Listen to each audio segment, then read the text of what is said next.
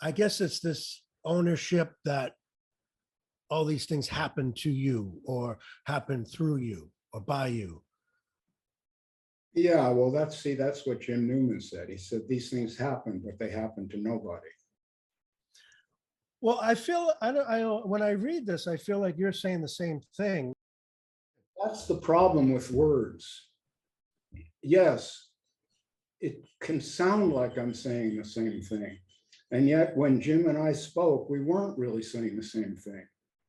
He had his view and I had my view, and they weren't the same. Mhm. So although it may sound as if I'm saying no one ever does anything, that's not really what I'm saying. What I'm saying is I find myself doing things. I also have likes and dislikes. I don't know where they came from. I don't know if they can be manipulated and used or if they can't. So all I can do is not go to this non-duality jargon and say no one's doing anything ever, it's all arising. I don't say that. Yes, that is one view of it, but there's another view where I want to participate and I want to use whatever intelligence I have to participate intelligently. Does that mean there's a Robert separate from the universe? No, doesn't mean that. It may be that Robert is only fooling himself when he tries to participate. That may be, but I don't know that. So I don't live theoretically. I don't live according to some theory of non-duality. I don't care about non-duality. It's meaningless to me. The universe may be non-dual and it may not be. We're not in any position to discover that. We have no place we can stand outside of the universe to observe it.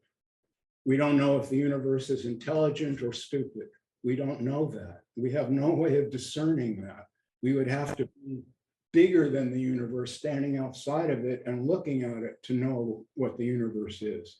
So what I'm saying is there's a total ignorance, and my critique of this entire spirituality world is you will never, hardly ever hear one of these teachers say, when confronted with a question, say, I don't know.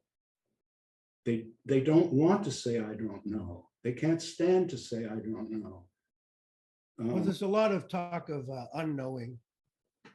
Yeah, there's talk about not knowing, but then as soon as they get that out, they start telling you consciousness is prior to brains. Brains don't really exist. They're just objects in consciousness. Of course, I don't know anything, but consciousness is first. All there is this. You see that? They're pontificating with the fingers crossed behind their back. They say, I don't know, but they're filled with knowledge, so-called knowledge. But I'm confessing, I really don't know. I'm just an ordinary guy. I wake up in the morning like everyone else. Yeah, I wrote a couple of books that people like and find stimulating. That's beautiful. People like my photographs. That's great. But those are ordinary things. Many people have written books. There's been lots of good photographers. And what I object to is this way of putting people on a pedestal and imagining that they spoke truth, like Ramana Maharshi. It's just an ordinary guy sitting around in a diaper.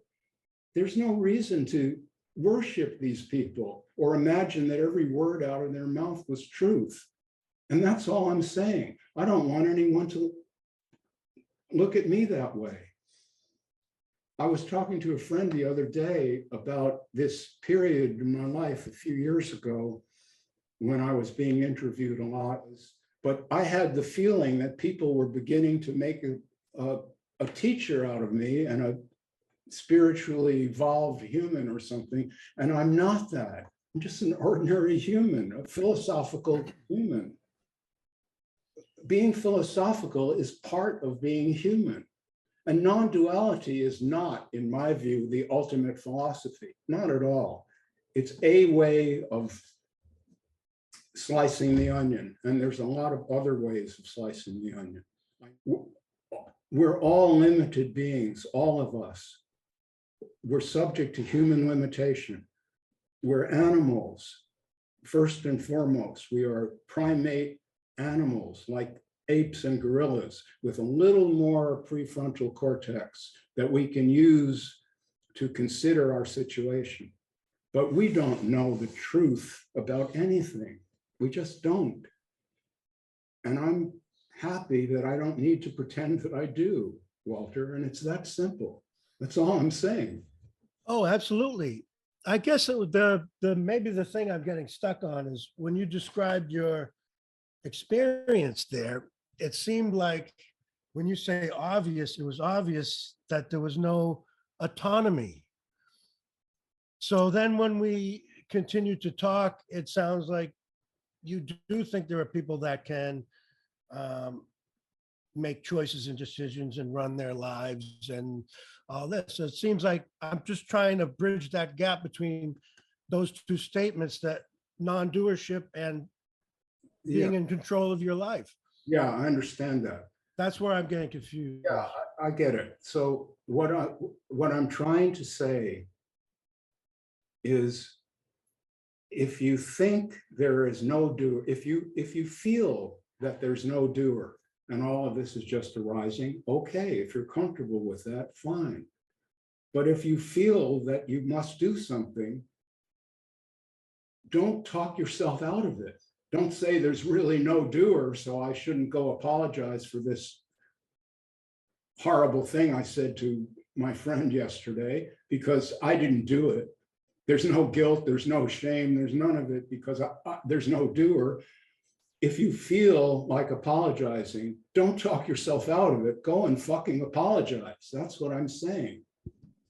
And that's what I was saying would be applying it like a philosophy or a teaching, where this is just a sharing of, like you said, you just want to share what happened to you or what your view is or your experience, but it's not a prescription for anybody else. Right. It's not, I'm not in any position to write prescriptions for other people. I'm just not in that position. I don't have that. I don't have a view of the universe that's any more privileged than anyone else has. We all have one, and they're not the same.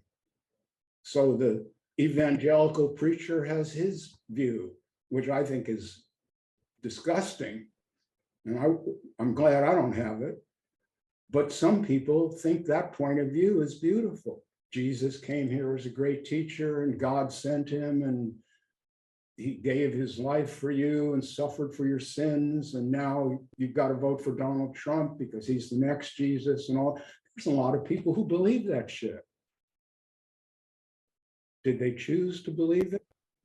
I don't know, probably not. But I don't think I chose to believe what I believe either. My beliefs are me. So that's the non-duality part, Walter, that whatever I feel, whatever I believe, whatever I see is me. I don't know what's out there in the material world. I perceive it in a certain way. In my work, all these shades of gray. When people look at my photographs, a lot of people say, there's something about your work. I don't know what it is, but I love these. Part of that is 50 Shades of Gray. So I know how to see the difference between one shade of white and the one just beside it, and to work with that, and to try to bring that into.